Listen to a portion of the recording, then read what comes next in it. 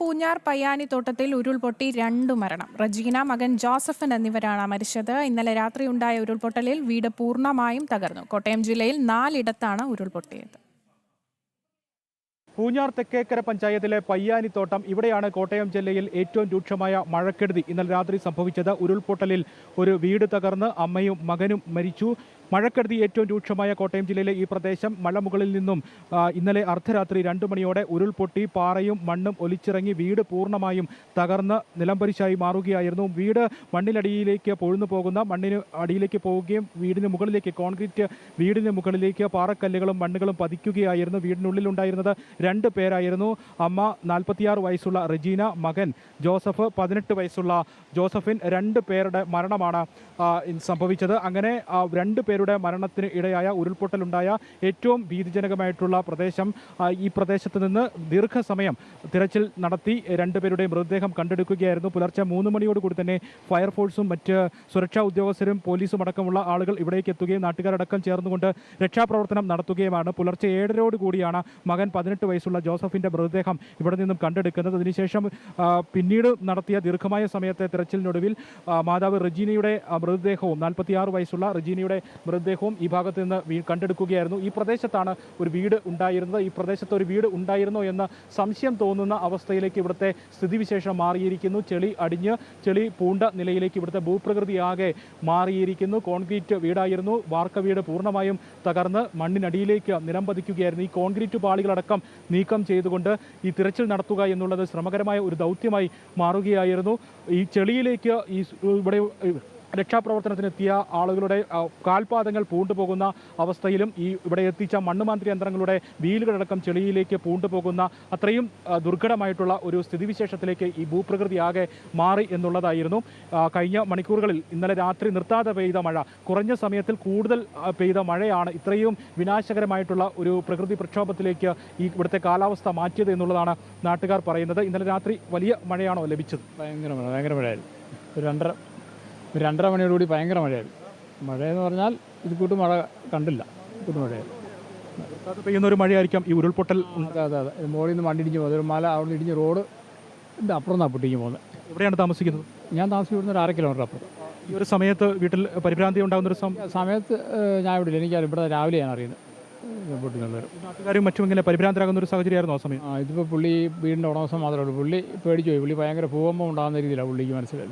പുള്ളി മാത്രം അറിഞ്ഞുള്ളൂ. പുള്ളി യാത്രയിൽ ഏറ്റവും പുള്ളി അറിഞ്ഞു. പിന്നെ വിളിച്ചു പറയുന്നത് എല്ലാവരോടും.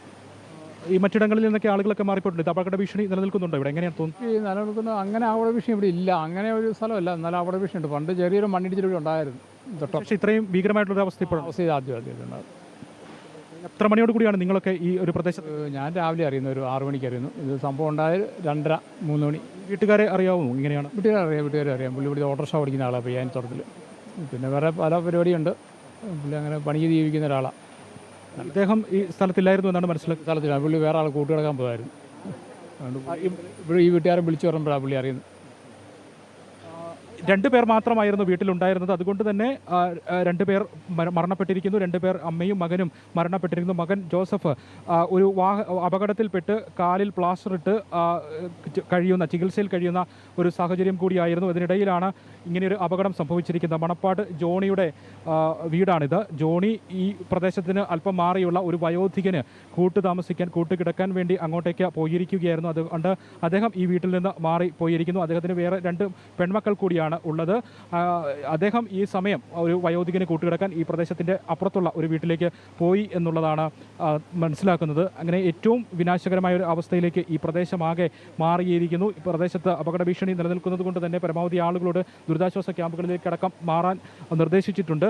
കോട്ടയം ജില്ലയിലും ബാക്കി മറ്റിടങ്ങളിൽ, അത് മൂന്നിലവ്, പാലായ്ക്ക് സമീപമുള്ള മൂന്നിലവ്, കുട്ടിക്കൽ, മുണ്ടക്കയം ഭാഗങ്ങളിലാണ് ഉരുൾപൊട്ടൽ ഇന്നലെ രാത്രി സംഭവിച്ചിരിക്കുന്നത്. ഈ മേഖലകളിലെല്ലാം അതീവ ജാഗ്രതാ നിർദ്ദേശമാണ് നൽകിയിരിക്കുന്നത്. ആളുകൾക്ക് ഏത് സമയവും ദുരിതാശ്വാസ ക്യാമ്പുകൾ എത്ര സജ്ജമാക്കാൻ കഴിയുന്നു അത്രയും സജ്ജമാക്കാമെന്നും ആളുകൾ ദുരിതാശ്വാസ ക്യാമ്പുകളിലേക്ക് അടക്കം മാറി പോകണമെന്നുമൊക്കെയുള്ള നിർദ്ദേശങ്ങൾ നൽകിയിട്ടുണ്ട്. ഒപ്പം തന്നെ കോട്ടയം ജില്ലയിലെ മണിമലയാർ, മീനച്ചിലാർ അടക്കം കരകവിഞ്ഞൊഴുകുകയായിരുന്നു. വിവിധ നഗരങ്ങൾ, പാല, ഈരാറ്റുപേട്ട നഗരങ്ങളടക്കം കിഴക്കൻ മേഖലയിലേക്ക് വരുമ്പോൾ വിവിധയിടങ്ങൾ ടൗണുകൾ പൂർണ്ണമായും വെള്ളത്തിലായിട്ടുണ്ട്. ഗതാഗതം പൂർണ്ണമായും നിലച്ച അവസ്ഥയാണ്.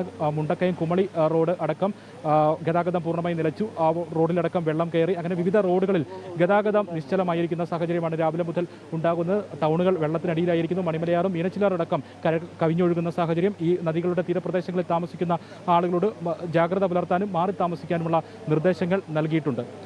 ഏറ്റവും ദുർഘടമായിട്ടുള്ള ഒരു കാര്യം ഈ മണിക്കൂറുകളിലും ഈ പ്രദേശങ്ങളിൽ മഴ തുടരുന്നു എന്നുള്ളതാണ്. ഈ കിഴക്കൻ മേഖലകളിൽ ഇടവിട്ടുള്ള മഴ ഇപ്പോഴുമുണ്ട്. പുലർച്ചെ ശേഷമുള്ള സമയത്തും ഇന്നലെ അർദ്ധരാത്രി നിലയ്ക്കാതെയുള്ള മഴ ലഭിച്ചപ്പോൾ, കുറഞ്ഞ സമയത്ത് കൂടുതൽ മഴ ലഭിച്ചപ്പോൾ 7 മണിക്ക് ശേഷമുള്ള രാവിലെയുമുള്ള സമയത്തും മഴ നിലയ്ക്കുന്നില്ല. മഴയ്ക്ക് ശമനമില്ല.